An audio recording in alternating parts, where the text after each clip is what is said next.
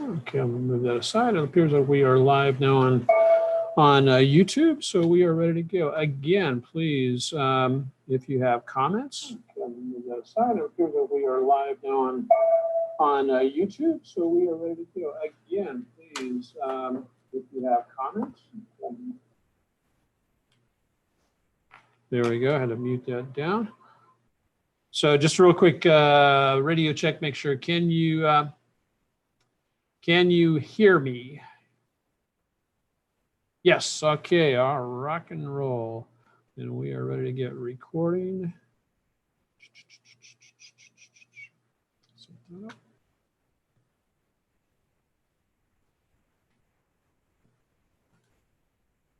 Okay, good morning, everybody, or good afternoon, depending on where you are in the country.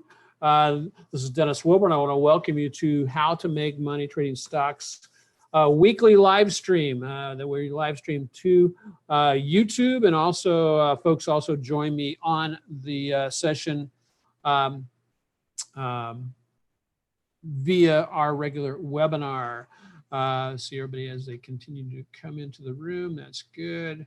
And Steve, I'm sorry, I sent you a real quick text. Did you have a stock that you can cover today? You can just answer me. Let's get, and I'll continue moving forward. I want to remind everybody that all the materials we do present are for training purposes. Traders should always paper trade any new method prior to the risk of their own personal capital. Past performance is not an indication of or a promise of future performance. And that was for Steve Farrar. And yeah, Steve, if you've got something, just let me know and we'll continue going. I want to remind everybody that knowing is not enough. We must apply. Willing is not enough. We must do. That's what basically Bruce Lee said. And Bruce is, and I always believe what Bruce Lee said. I mean, why would Bruce Lee lie to us? That's the big question. No, this is just something to remember. It's in the application. That's where the majority of the learning takes place, is in the application. The objective of our weekly free webinar is basically timely, actionable intel review at the end of each week, seeking to clarify, simplify market decisions so that wealth can be multiplied for both participants, for people who join via the internet. One of the things we were able to do last week, we had a really great setup on the queues last week. We did a trade live. I'm looking to be doing more of those, but I'm just not going to do a trade simply because I want to do a trade. What I want to do is basically, if we have a setup, we'll take a look at it, and would love to be able to provide that for folks and see how it's, how we do it with active trend trading. And then we take a real quick look at stocks, ETF performances, bonus subs on IBD quality stocks. As a reminder, over the last 25 years that I've been trading in the market and doing technical analysis, I always go back to the IBD quality growth stocks. So why? I'm a technical analyst. I leave the fundamental strength analysis to the professionals in that area, which of course is, I think IBD does one of the best jobs with that. I then bring in my expertise and add value to what they've done to reevaluate their list so that we can actually bring the top performing stocks to the top of the list, just like cream floating to the top. So you have been given the keys. Now learn to open the door. Here's where we're sitting, and we're about 22% for the year. As you can see, we have bumped up above the NASDAQ and the NASDAQ Composite. This market has been basically selling off this past week. Almost the last 2 weeks. I took a stance 2 weeks ago when things started getting really wonky. There's no reason to buy this market unless we have a really strong setup. And right now we've been bouncing between support and resistance. It's almost like very similar to a dead cat bounce. The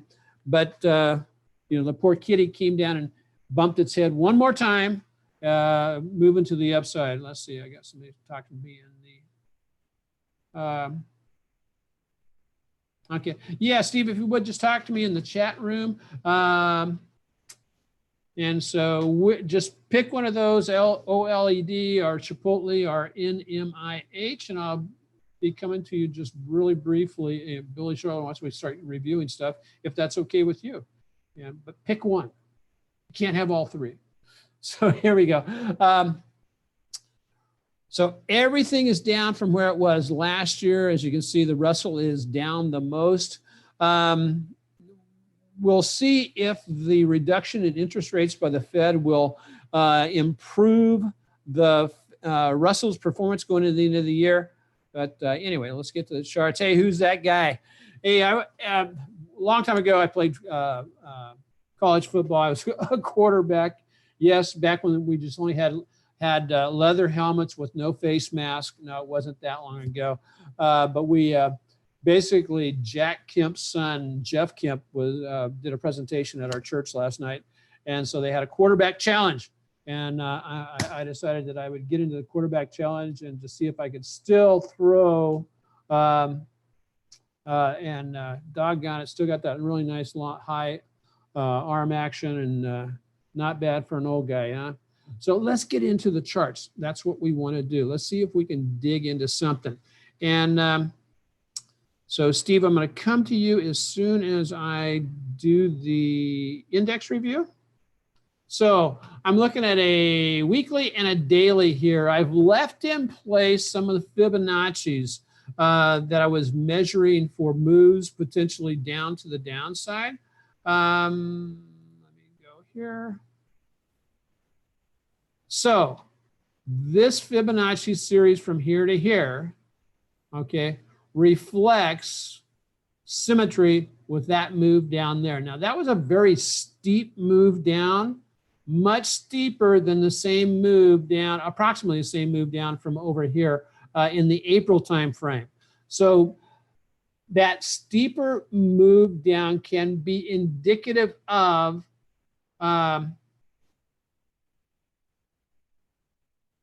it could be indicative that price action is getting ready, it's still a little bit wonky, it's still a little bit soft. And so what is price action doing to us as we sit right here? Is right now, we came down here, we bounced off this extension zone, that's what the green zone is. And now we're moving back up into where? Right back up into resistance. What we can do is, yes, if price actions get back up into the 820 or up into the combination 50-day, 20-day, that would give us reason to anticipate a move back to the downside. The other thing that we have going on here briefly is draw a trend line across here. So, and as you can notice, trend line on right there ends right about the 50-day moving out, 50-day moving average. And so we'll keep that in mind. So at this particular point, do I buy this? No, I don't, because basically we're stuck in no man's land. Where would I want to buy this? If this low down here continues to hold, I would want to be a buyer of the S&P at approximately, down here in this green zone. What level is that? About 250, 250. We have something similar on the Qs. Something similar on the Qs.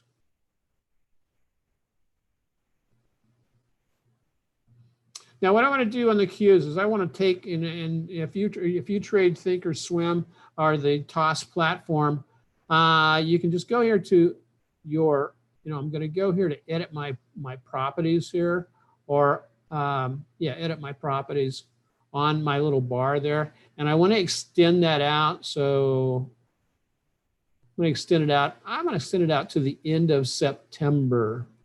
And there's a reason I'm going to do that. There we go. So now that level of, that level of support now goes out to the end of September, as you can see here on the weekly chart.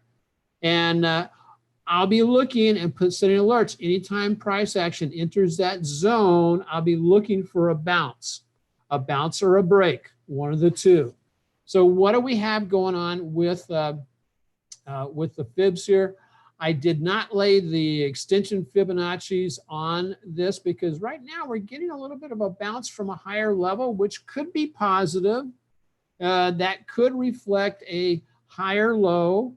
But like S&P, this price action's got to get through that level right there. And what is that level? That's the 20-day crossing below the 50-day moving average. One of the other things we want to take a look at, we have mixed signals. We have price action, or the momentum on the daily chart kind of want to turn around. It looks like it wants to pull back up. However, momentum, both the longer term momentum on the market forecast and also the TSI on the weekly chart still facing down. Now, TSI is approaching a level of potential support here on that 0 line. And so one of the things, here's a little trick you can utilize. Draw a trend line on your TSI across those levels there. Let me get rid of my circle there. Let me get rid of this line here. And if you want to be a little bit conservative, you can basically wait until price action moves back above that line. And that would be with the proper price action up here on the weekly chart. That would be one of your triggers to jump back into the trade. So just keep that in mind. Let's run over. And so, Steve, I'm going to basically come to you. Where'd you go, Steve? There you go. Allowed to talk. I love that. Steve, you're allowed to talk now. Okay. Can you hear me? And I'll be right back with you. Okay, buddy. So those are the things to be looking for as you prep going into this weekend. Look for those areas. Again, unlike last week, because last week price action on the Qs was right here, right up against, there's the 9th, we were right up against the 50-day moving average. That is the reason why we went ahead and put in a trade, and it worked great. It worked fine. A matter of fact, I think we made about $345, not bad on a very high probability trade to the downside on the Qs. And I like making money over the weekend. It's just, I hope somebody, I think some of the premium members did take that trade with us because we talked about it in the final hour. And then finally, IWM.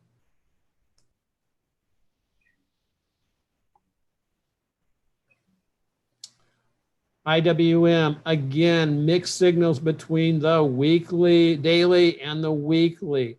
So what does that tell us? We can anticipate a move back up into the moving averages. IWM, unlike some of the other indexes, is one below the 200. Anticipate a move back up into this area. We can draw a line across here.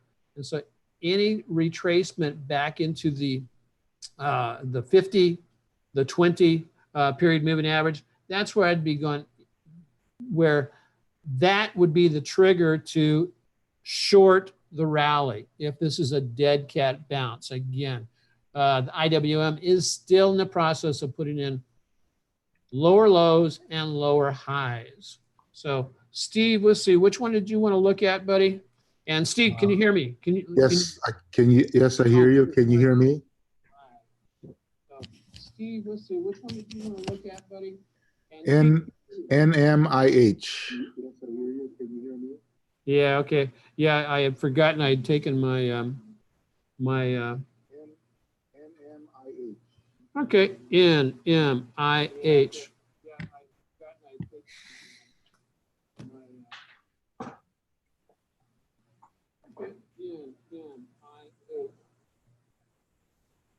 Okay. Okay. What we got going on here, Steve? Okay, I did an entry today. we have a downtrend line. If you connect the highs from mid-June or so, mid-June and mid-July, the last few days we've broken the downtrend line, and today I missed it yesterday, but as a result, I got in on the open today. The last few days we've broken the downtrend line, and today I missed it yesterday, but as a result, I got in on the open today. Okay, I'm going to draw a downtrend line here for you. That's correct. Now, would you advise people to get ahead and now? Did you use those highs, or did you use? I use the fact that we've been holding at the trend line, and today we gapped on the open above the trend line. So today's entry at the open was what I did. I've been looking, uncertain whether it was going to break the trend line or not, and today was confirmation that it's probably a break. Okay. Short-term trade, I agree with your comments about the overall market, but it was a good setup. I mean, today's low is my break line. If it doesn't hold, I'm out of the trade, probably with a small loss. Okay. Now, with that get in, okay. So now for me, so would you want somebody to jump in this trade right now with it so close to resistance, or would you? Right now, I would not do that. But I like the fact that it's broken the trend line. Any kind of weakness would be a possible re-entry. Okay, so anything establishing a new trade. Okay, excellent.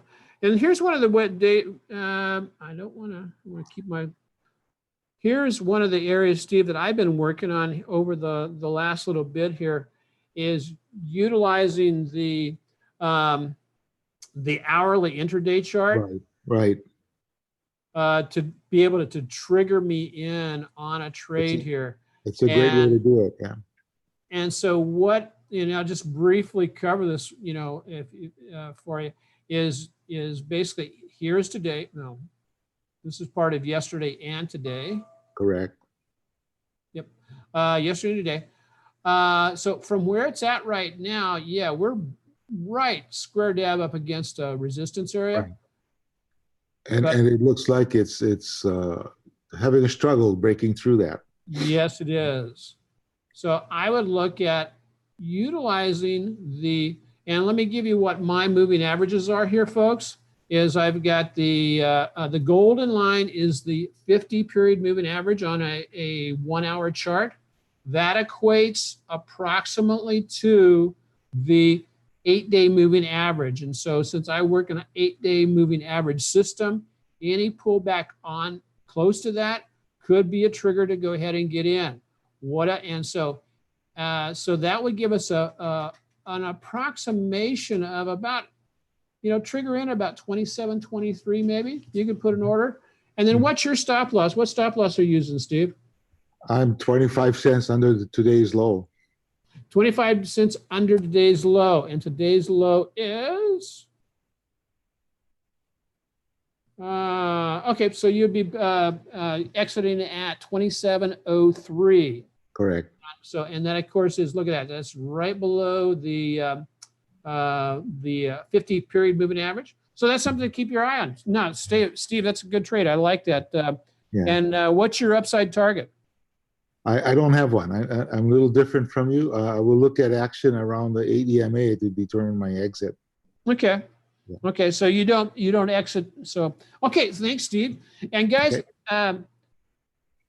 I am really glad Steve is joining us for this. Steve is one of the organizers for the IBD's Honolulu meetup group. And he's been doing this a long time. He's got a lot of great experience. And I hope going forward, we're going to be teaming together to do some other stuff for the IBD meetup here in Honolulu, along with him and Linda Gu. And so I'm looking forward to that, Steve. Thanks, buddy. I'm going to take you off. You're welcome. Thank you. And so, yeah, guys, I will try to get to, let's see, what do we got here? I've got about 5 minutes to cover.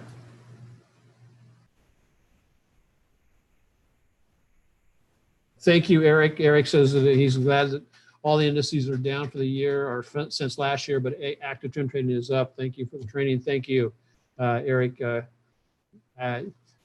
You apply what's presented on the Wednesday night training sessions really good, and we're going to be moving to a different type of training sessions in the future. But yeah, we're going to keep training.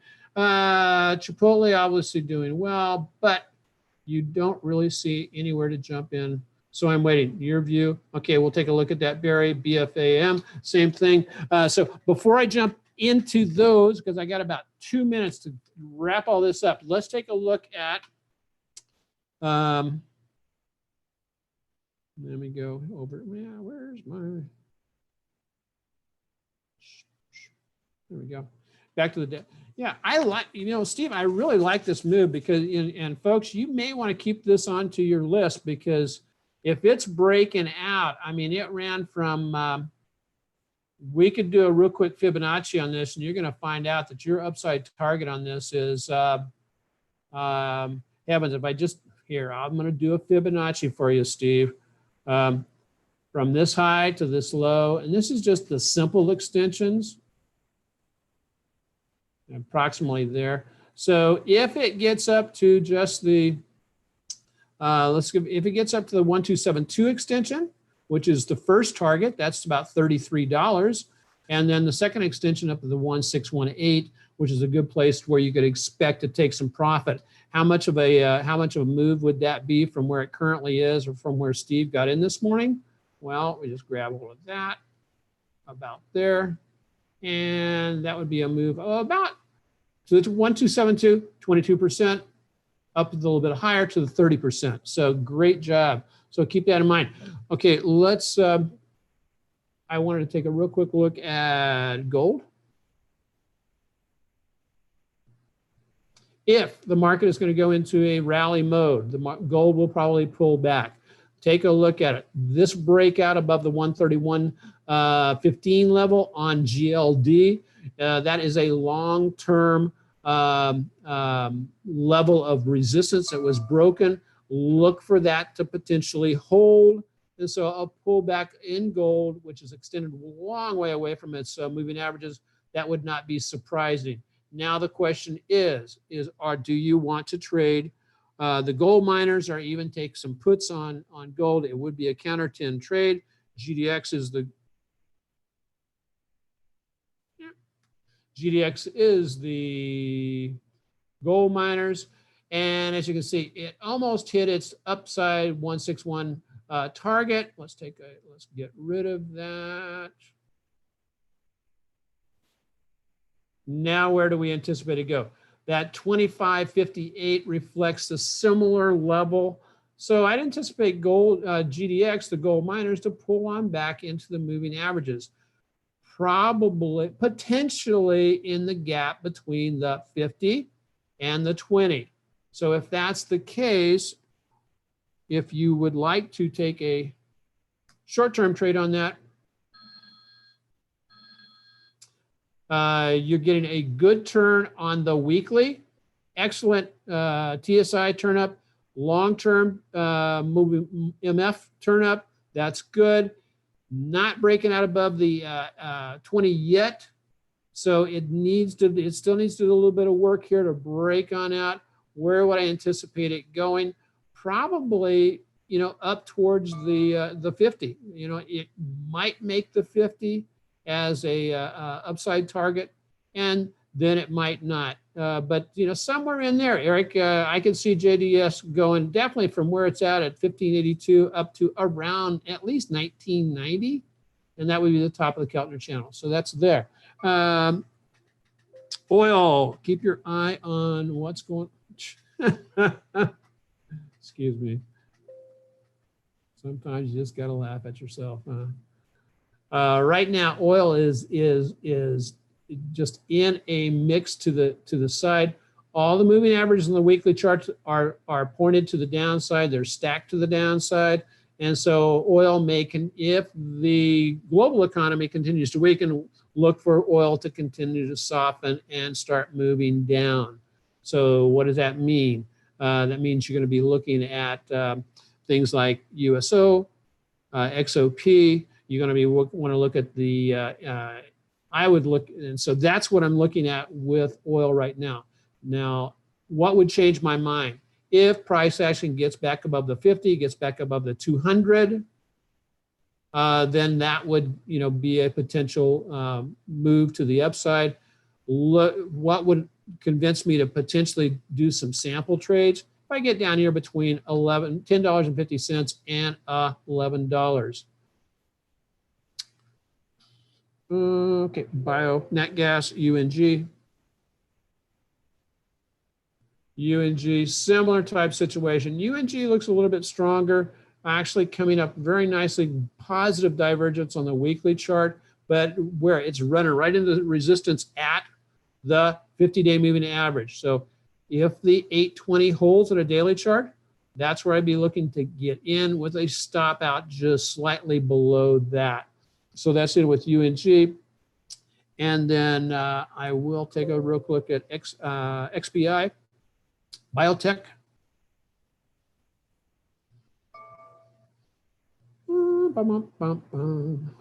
Biotech, again, sideways movement. However, it is finding support at about $80. However, again, all the daily moving averages are stacked for more downside. So I would look at, and I'm below the 200-day moving average on XBI. A pull back up into the moving average might give us a reason to get short on the biotechs. We'll see, but it does have really good support at the $80 level. And then I'd be trading either LABU or LABD in that case. And then Barry, I wanted to know about Chipotle. Which one do you want me to take a look at? Chipotle or BFAM, Barry?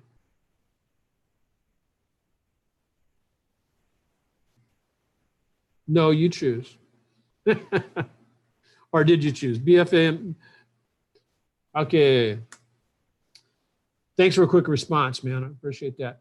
Okay, BFM, strong looking stock. What do we have going on here? Okay, nice move down. Had earnings, recoup from earnings.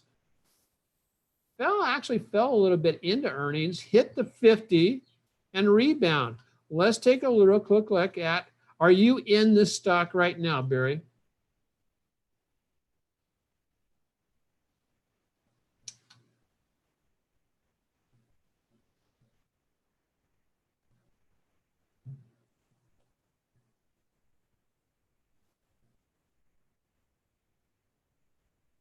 No, in cash. Okay, cool. Yeah, so am I, primarily in cash. Let's take a real quick look at what kind of a extension that we're looking at here, because I'll bet you we're at getting close to an extension, a fib extension. Yep, right there, 1272. It's amazing how that works. Normally, when you have a move down like this, you lay on a Fibonacci. Your first upside target is a 1272. New extensions or new extensions of the price tend to end at these major fib extensions, 1272, 1618. Prices look like it's still coming back. I would look right now, Barry, it would be very interesting. You got to remember that on this move up, we're not getting a lot of really great volume. Look for a pullback into the 157.31 or even down to the 8-day moving average. That could give you a potential to trigger in. So hopefully that, yeah, BFM, I've been watching them on, so yeah, that looks really nice. BFM is also one of those that you may, I'll take a real quick look at this. Let's whip this over. It's not the one I wanted. That may be one that we would want to look at, also potentially trading an option on. And how I make that decision, I'm just sharing this with you. Just yeah, I like that, and I'll be taking a look at that over the weekend. Why do I like that? Well, one, it has weekly options, gives you a lot more flexibility in what you're trying to do with the entity. So great. So hey, that gives us some ideas going into next week. Let's see, and I'll finish up the slides and we'll be on our way. Steve, I want to thank you so much for joining us today. I really appreciate that. Anyway. So here's where we're sitting. Down a little bit, didn't hit my 5% on my strategic compounding on strategy 2 this week. I'm down about $157. We're going to see what happens. That may grow a little bit depending on what happens with NVDA. But if it sits where it's at right now to gain 5% for next week, I'd go to do a little bit over 1458. Our earnings trades from last quarter did great. We're up about $4,000. This quarter, not so hot. One of the reasons why is because of just the flakiness that's been going on with the market, the huge volatility. Stocks that are doing, that have done well with the earnings are being rewarded, and it's gapping past the expected move. When stocks that are doing really worse than, they're gapping below or, basically below the expected move. For this part of the strategy to work, you're expecting price actions to stay within that 1 sigma. In other words, the expected move, and normally around 80% of the moves most of the time stay within that. So that's what makes it such a really good premium. Okay, I'm staying flat for right now. We'll take a look over the weekend and see if we're going to get in. But with our premium members, what they usually get is these little tables that show exactly where I'm getting in, and also what the profits show up. And so they get the alerts on these. And so one of the things that I encourage folks, I've been working with my son. We currently have basically about $1,500 worth of what we provide through the month. You can either jump on board. If you want to take the quarterly session, it's a saving about 20%. So you just log in there for membership, and you can jump on board and save 20%. Those prices are going up towards the end of the year. And of course, if you are a premium member, your price never goes up from when you sign up to be a premium member. So NASDAQ, keep an eye on. We have moved into the August, September, October timeframe. As you can see, NASDAQ, not a lot, about a swing of about 2% over those months. Russell, even worse. However, Russell's, if we hit proper seasonality, the Russell will normally go better at the end of the year, have a higher trajectory. Nat gas, this is why I'm interested in nat gas. It normally hits seasonality midsection of August and gets a nice little spurt into the end of the year. So that's what we're doing on right now. So monthly BAM meetings, September is when we'll have our next one on the 14th, I believe. And then I'm going to be hosting a invitation-only webinar for the Swing Trading Secrets.